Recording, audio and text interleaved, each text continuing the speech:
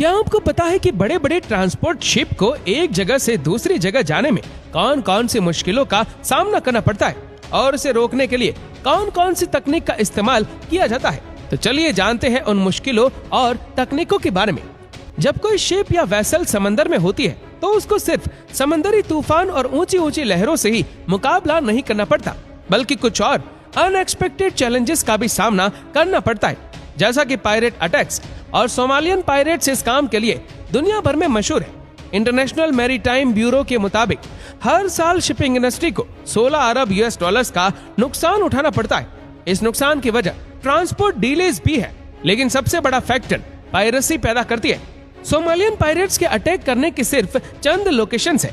एक है सोमालियन सी, दूसरे नंबर पर आता है गडार्फी चैनल, तीसरी और सबसे इम्पोर्टेंट लोकेशन है गल्फ ऑफ एडन। वो तमाम शिप्स जिनको एशिया से यूरोप जाना होता है वो गल्फ ऑफ एडन को इस्तेमाल करके सुएज कैनाल के जरिए मेडिटेरेनियन सी में निकलती है। पूरी दुनिया की ट्रेड का एक बहुत बड़ा हिस्सा गल्फ ऑफ एडन को इस्तेमाल करता है, जिसमें सबसे ज्यादा ऑयल ट्रांसपोर्ट वेसल्स होती है और यहीं पर सोमालियन पायरेट्स के हमलों का खतरा रहता है। पिछले कई 100 नहीं कई हजार सालों से पायरेसी शिपिंग इंडस्ट्री के लिए एक बहुत बड़ा मसला रही है। पहले पायरेट्स इतने एडवांस नहीं होते थे, लेकिन अब मॉडर्न टेक्नोलॉजी की मदद से जहां पायरेट्स भी एडवांस हुए, वहीं एंटी पायरेसी टेक्निक्स और वेपन्स भी एडवांस हो चुके हैं। गुड्स ट्रांसपोर्ट वेसल्स इनका मेन टारगेट होती है, क्योंकि इस किस्म के शिप में कम से कम क्रू होते हैं, जबकि इनमें करोड़ों डॉलर की मालियत के गुड्स जा रहे होते। ज्यादातर पायरेट्स का टारगेट शिप के क्रू को मारना नहीं, बल्कि वो शिप पर अपना कब्जा जमा कर या कैप्टन को किडनैप कर लेते हैं, या फिर पूरी शिप को हॉस्टेज बनाकर शिपिंग कंपनी से लाखों डॉलर्स की डिमांड करते हैं। ये एक दो नहीं बल्कि कई बोट्स में सवार होकर आते हैं, जिसमें पायरेट्स की तादाद हजारों में भी रिकॉर्ड की जा चुकी है। सबसे पहले तो ये वेसल के करीब पहुंचकर गोलियों से कैप्टन को डराते हैं ताकि वो शिप को रोक ले। याद रहे कि कैप्टन का काम सिर्फ शिप को एक जगह से दूसरी जगह लेकर जाना ही नहीं, बल्कि वेसल की सेफ्टी भी कैप्टन की जिम्मेदारी होती है। उसके बाद ये वेसल के ऊपर चढ़ने के लिए ग्रैपलिंग हुक्स का इस्तेमाल करते हैं। ऊपर चढ़ने के बाद सबसे पहले ये कैप्टन और क्रू को हॉस्टेज बनाते हैं, या फिर कई केसेस में पूरी वेसल को ही किसी अननोन लोकेशन पर ले जाते हैं। एक बार करोड़ों डॉलर्स के सामान वाली शिप इनके कब्जे में आ गई, फिर इस बात के काफी ज्यादा चांसेस होते हैं कि शिपिंग कंपनी चंद लाख डॉलर्स देकर इनसे जान छुड़ाए। पर ऐसा नहीं है कि प्राइवेट शिप्स इस किस्म के हादसे से बचने की कोशिश ही नहीं करती। पायरेट से बचने के लिए आजकल की मॉडर्न शिप्स भी किसी से कम नहीं है। जब किसी वेसल को खतरा होता है कि पायरेट्स उनके करीब आ रहे, तो सबसे पहले उनको करीबी कोस्टल सिक्योरिटी अथॉरिटी को इन्फॉर्म करना होता है।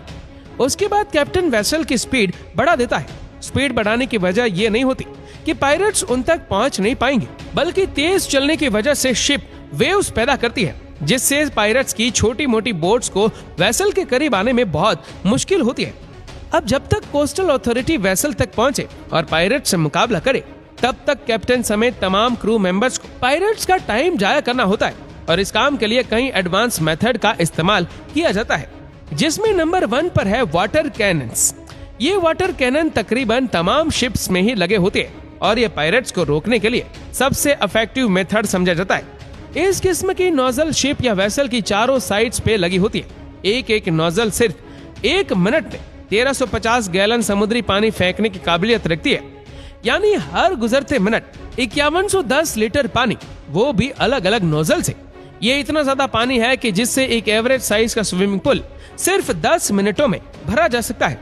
इसका प्रेशर 175 PSI या फिर गाड़ी के टायर में भरी हवा से भी 10 गुना ज्यादा होता है।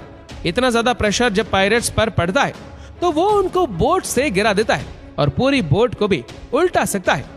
मरीन ग्रेड स्टेनलेस स्टील से बनी इस नोजल को ऑपरेशन रूम में बैठे क्रू मेंबर्स एक जॉयस्टिक की मदद से ऑपरेट कर रहे होते और इनको ऑटो पे भी रखा जा सकता है। जब इतना ज्यादा प्रेशर का पानी पायरेट्स की बोट पे पड़ता है तो उनकी ऑपरेट करने की काबिलियत बहुत कम रह जाती और ज्यादा वक्त वो अपने आप को संभालने में ही लगा देते हैं।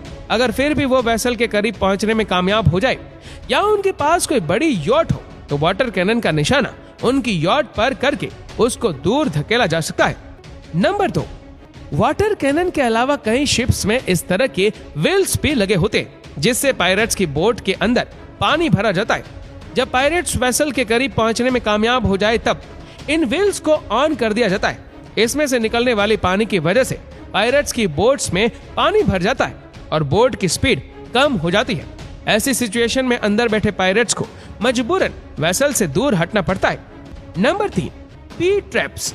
उस सिचुएशन में जब ये दोनों मेथड्स काम ना आए तब इस्तेमाल किया जाता है पी ट्रैप्स। ये शिप की दोनों साइड्स में बाहर निकले हार्ड स्टील के फ्रेम होते हैं जिसमें स्टील वायर्स लगी होती है। जैसे ही पायरेट वेसल के करीब आते हैं स्टील वायर्स को पानी में छोड़ दिया जाता है। पायरेट ज्यादातर स्पीड बोट्स का इस्तेमाल करते हैं जिसमें एक प्रोपेलर लगा होता है। ये स्टील वायर्स उस प्रोपेलर में जाकर फंस जाती है जिससे बोट का इंजन स्टक हो जाता है, जैम हो जाता है। पायरेट्स बोट्स के इंजन को इस स्टील वायर से छुड़ाने में लग जाते हैं और अल्टीमेटली उनका कीमती वक्त जाया हो रहा होता है। नंबर 4, एल रोड या फिर लॉन्ग रेंज अकोस्टिक डिवाइस। ये खास डिवाइस असल में ऐसा साउंड जनरेट करता है जिसको सुनते ही इंसान दूर भागना चाहता है। इसकी रेंज 5 किलोमीटर तक होती है और ये कुछ इस तरह की आवाज पैदा करती है। इस साउंड की पिच बहुत ज्यादा होती है, इतनी ज्यादा कि इसको इंसान बर्दाश्त नहीं कर सकता। एल रेड को न सिर्फ एंटी पायरेसी ऑपरेशंस में इस्तेमाल किया जाता है बल्कि अक्सर प्रोटेस्टर्स को भी भगाने में काम में लाया जाता है। नंबर 5, इन तमाम मेथड्स के अलावा पायरेट्स अटैक की सूरत में कई वेसल्स में इलेक्ट्रिक फैंस लगा दिए जाते हैं। इस फैंस में इतना ज्यादा वोल्टेज तो नहीं होता है कि किसी की मौत हो जाए, पर इसको हाथ लगाना इतना आसान भी नहीं होता क्योंकि ये फैंस अगर हर वक्त वेसल पर लगा रहेगा तो शिप पर बैठने वाले परिंदे भी मर सकते हैं। इसी वजह से अटैक खत्म होते ही इसको वापस फोल्ड करके बंद कर दिया जाता है। अप्रैल 2009 में शिपिंग कंपनी मैस अल्बामा की एक कार्गो शिप ओमान से केन्या की तरफ जाने के लिए रवाना हुई। सोमालिया के कोस्ट के करीब इस पर 1000 पायरेट्स ने हमला किया और क्रू मेंबर्स को बड़ी मुसीबत में डाल दिया। ये 200 सालों में पहली बार हो रहा था कि पायरेट्स ने किसी अमेरिकन शिप पर हमला किया हो। इस शिप में 21 क्रू मेंबर्स थे जिसमें शिप कैप्टन रिचर्ड फिलिप्स भी शामिल थे।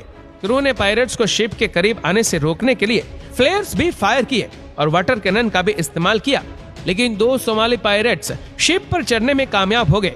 उन्होंने डेक पर जाकर शिप को अपने कंट्रोल में लिया और कैप्टन समेत क्रू मेंबर्स को हॉस्टेज बना लिया। पायरेट्स ने कैप्टन को गन पॉइंट पे लाइफ बोट में बिठाया और उसको किडनैप करके भाग निकले।